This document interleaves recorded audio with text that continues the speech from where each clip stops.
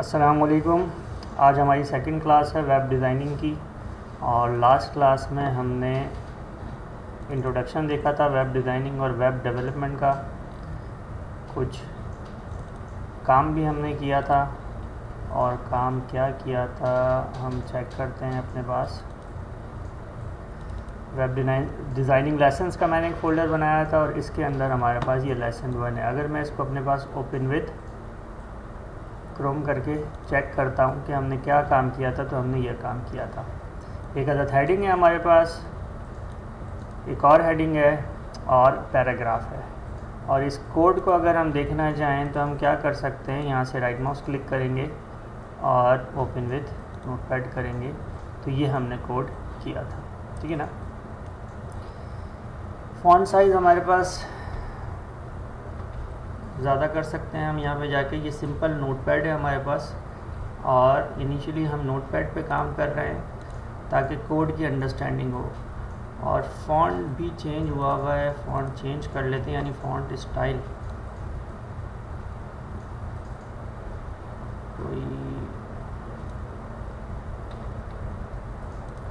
ठीक है ना। तो हमने सिंपल थोड़ा सा फ़ॉन्ट स्टाइल कर लिया। इसकी भी रीडेबिलिटी सही नहीं आ रही है, इसको भी चेंज करते हैं। ये करके चेक करता हूँ, नहीं ये करते हैं, ये करते हैं। ठीक है जी, ये बेटर है कुछ।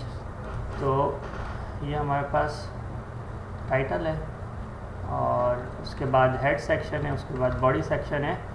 और बॉडी सेक्शन में आपकी सारी वेबसाइट डिज़ाइन होती है। हेड सेक्शन में आप कुछ की चीज़ें देते हैं, जैसे कि टाइटल हो गया आपके पास, स्टाइलिंग कर सकते हैं आप, एक्सटर्नल लिंक्स यहाँ पे लगाते हैं, मेटा टैग्स हैं, वो सारी चीज़ें देते हैं, वो हम बाद में देखेंगे।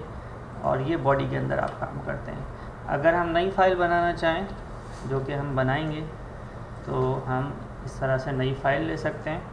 और सबसे ऊपर जो आपके पास टैग आ रहा होता है वो HTML का होता है, और क्लोज़ हो रहा होता है। देखिए, काम करने का तरीक़ाकार ये है कि आप जिस किसी को भी फॉलो कर रहे हैं ऑनलाइन या फिज़िकली, तो जो टीचर जिस तरह से काम कर रहा है उसको फॉलो करें, और ना कि ये कि आप लाइन बाय लाइन कोड करें। यानी कि कोड करने का तरीक़ाकार ये है कि HTML का टैग ओपन हुआ है तो क्लोज़ भी होगा, तो उसको साथ ही क्लोज़ कर लें, बीच में स्पेस ले लें। हेड का टैग आपके पास ओपन हुआ है तो वो क्लोज़ भी होगा। उसके अंदर आपके पास टाइटल का टैग है तो वो ओपन हो रहा है, तो वो भी आपके पास क्या होगा, क्लोज़ होगा।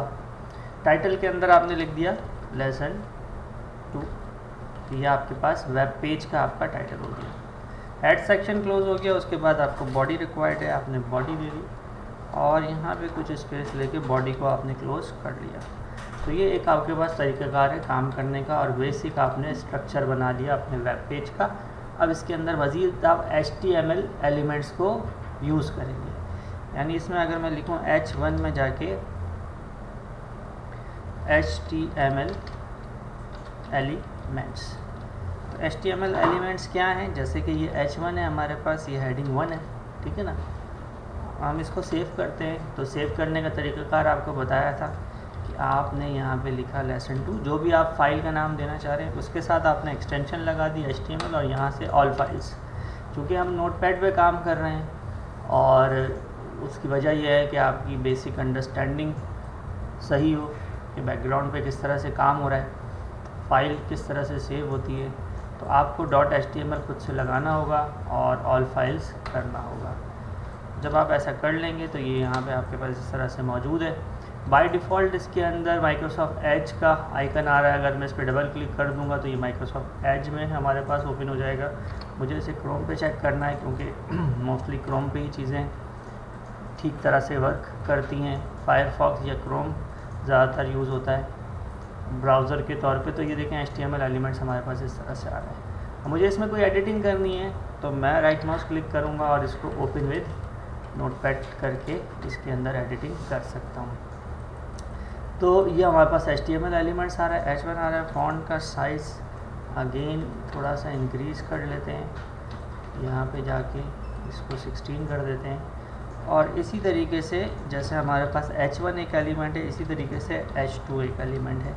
और H2 में क्या होता है, H2 के अंदर हेडिंग 2 है, और इसमें मैं लिख देता हूँ दिस इज़ हेडिंग 2, ठीक है ना। और इसी तरह से इसको मैं कॉपी कर रहा हूँ, पेस्ट कर रहा हूँ, पेस्ट कर रहा हूँ, पेस्ट कर रहा हूँ, पेस्ट कर रहा हूँ। यानी आपके पास हेडिंग के जो फॉर्मेट्स हैं वो H3 से लेके H1 से लेके H6 तक मौजूद हैं। यानी 6 तरह की आपको हेडिंग अवेलेबल हैं किसमें, HTML के अंदर, वेब। तो आप 6 तरह से हेडिंग्स दे सकते हैं। This is heading 2, this is heading 3, heading 4 and heading 5 and heading 6। तो इसको थोड़ा सा चेंज कर लेते हैं, यहाँ पर भी चेंज होगा आपके पास। यानी कि ये हेडिंग 2 है, ये हेडिंग 3 है, हेडिंग 4 है, हेडिंग 5 है, हेडिंग 6 है। Control S is the shortcut की ऑफ सेव, और यहाँ जाके हम F5 प्रेस करेंगे। F5 इज़ द शॉर्टकट की ऑफ रिफ़्रेश, ठीक है ना।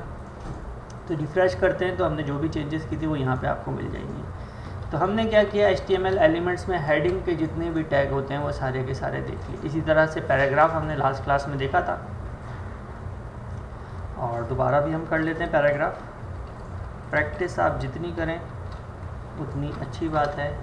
तो पैराग्राफ के लिए आप डमी टेक्स्ट उठा लें,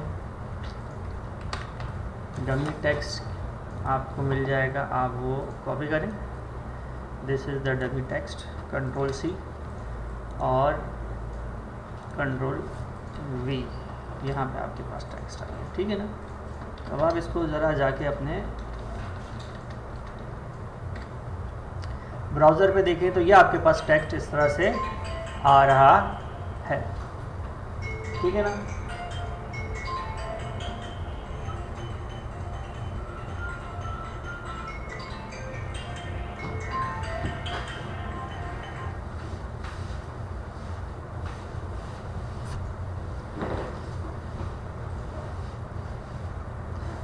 अच्छा जी, तो ये हमारे पास टेक्स्ट आ गया है। हमने H1 से H6 तक हेडिंग्स कर ली हैं, पैराग्राफ कर लिया है, और इसी तरीके से हमारे पास एक और HTML टैग है एंड दैट इज़ HR।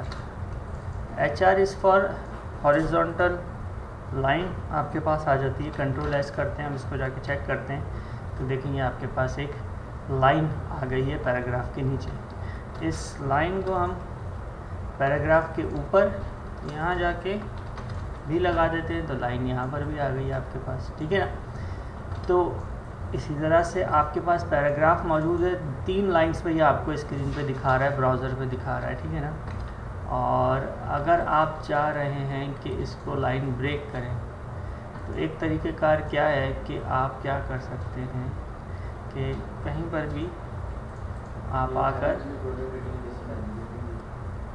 जैसे ये जगह है, यहाँ आके अगर मैं BR का टैग लगा दूँ तो BR is for line break. तो देखें वहाँ से क्या हो गई, लाइन ब्रेक हो गई और नेक्स्ट लाइन पर आ गई। अब ये ज़रूरी नहीं है कि आप ये पैराग्राफ में लगाएं, आप ये कहीं और पर भी लगाएंगे तो लाइन ब्रेक होगी।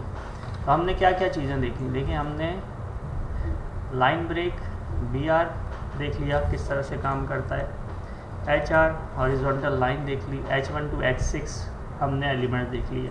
याद रहे कि ये सारे एलिमेंट्स हैं वेबसाइट का स्ट्रक्चर बनाने के लिए, वेबसाइट को डिज़ाइन करने के लिए, फिर मज़ीद इसके अंदर कलर्स ऐड करने के लिए, इसमें स्टाइल ऐड करने के लिए आप CSS सीखते हैं। तो अभी हम HTML एलिमेंट्स देख रहे हैं और नोटपैड पे काम कर रहे हैं, तो हमने ये तमाम चीज़ें यहाँ पे अभी तक के कर ली हैं। इसी तरीके से मज़ीद अगर हम आगे बढ़ते हैं तो हमारे पास और भी HTML एलिमेंट्स हैं। फॉर एग्ज़ाम्पल हमारे पास एक एलिमेंट है UL का, and UL stands for unordered list. और UL के अंदर आपके पास क्या आता है, LI आता है, और LI के अंदर आपने दिया यहाँ पे एप्पल्स, और LI को क्लोज़ करा। और इसी तरीके से UL के अंदर मल्टीपल LIs आप दे सकते हैं, LI list item, list item, list item. Apples है, आप इसको सेकंड वाले लिस्ट आइटम को कर दें बनानास, इसको आप कर दें मैंगोज़, इसको आप कर दें ऑरेंजेस, इसको आप कर दें